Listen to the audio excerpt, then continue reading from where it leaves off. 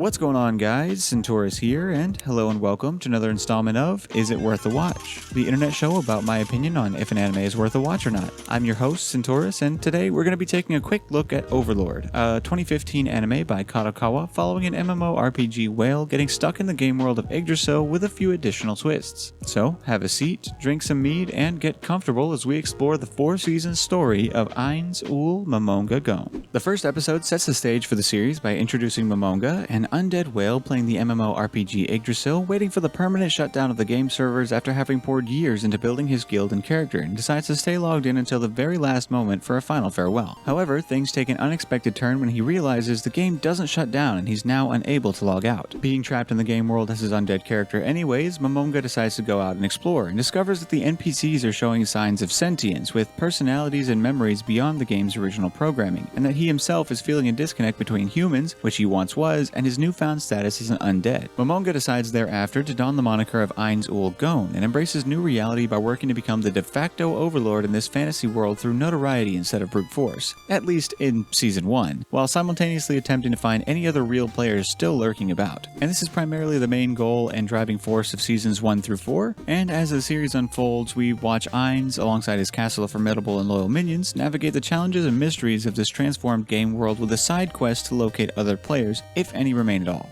And with that out of the way, I think it's time for a quick segment on art and animation. Now, when it comes to the art style and animation quality, I'd say things are looking pretty good, especially during the fight scenes and more horror-inspired moments, which I wish the anime would lean more into. I haven't run into any sequences in the anime that are uncanny or just break the visual experience, and I actually really enjoy the way the color scheming and everything kind of works out. The animation is smooth, and the color scheming is pleasing to the eye and fits the overall theme of a dark fantasy RPG, and I find Ainz to be a very well-designed lich, with the rest of the main cast looking like you could have pulled them out of any other anime, though that's more of an anime as a whole problem if you even consider it one at all. I found all the darker scenes just look better in my opinion. I know I said this already, but I really have to emphasize this, and I really wish that they leaned more into it. During Seasons 3 and 4, they kind of do bring back that darker atmosphere and really do sink their teeth into that dark and decrepit, like dungeon crawly kind of feeling, which I'm really thankful for. I'm also really thankful that they didn't shy away from bloody scenes or put a bunch of censorship in there or keep away from swearing or anything like that. Not that that's going to make or break the series for me, but it would definitely dampen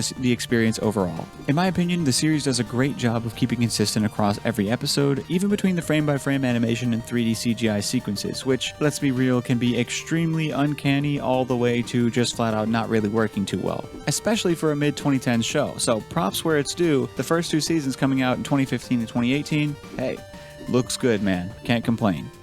Well, with all that said, I think it's time to wrap up today's episode with final thoughts.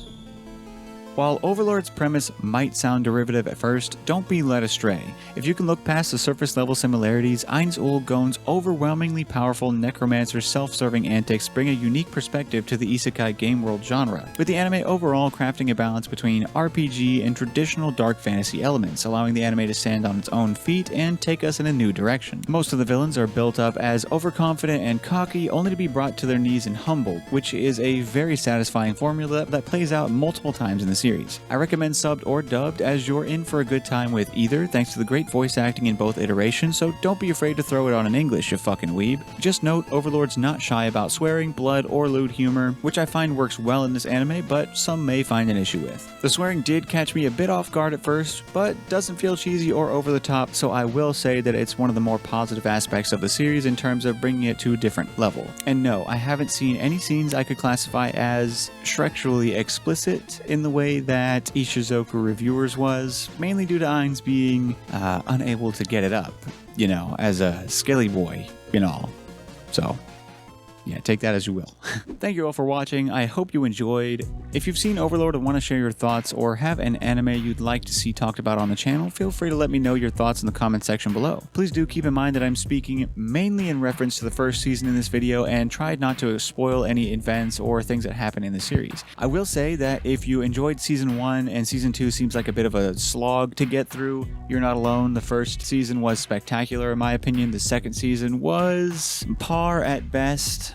The lizard people just really didn't do it for me and kind of made me lose interest in the anime, and I really went online to search up, is it worth continuing Overlord, because I don't want to see an entire season of the lizard people. The main draw of this anime is Ainz, his overpowered shenanigans, and seeing his interactions with the rest of the world, so I just didn't really care for the lizard people that much. And we do get a couple of other arcs that are also focused on not really Ainz, but also technically Ainz's goals, so it's not like this is like a one-off thing, but they just did absolutely terrible with the lizard people in my opinion, and just made the arc way too long. If you like season 1, you're gonna love season 3 and 4. The ending of season 2, I promise, makes it worth getting through the slog of the first 6 episodes. If you want to skip the first 6 episodes, Ainz threatens lizard people get salt, lizard people band together, lizard people take the dub, then they ultimately take the L. There you go. Go watch from episode 7 of season 2.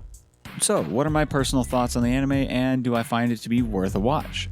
I'll definitely be watching and providing an update video as soon as I get caught up with the rest of the series, as I'm midway through season 4 right now. And with that being said, from what I've seen so far, I would say without a shadow of a doubt, Overlord is indeed worth a watch. Consider dropping a like and a comment below, subscribing for the next episode, and I'll be seeing you guys real soon. Centaurus out.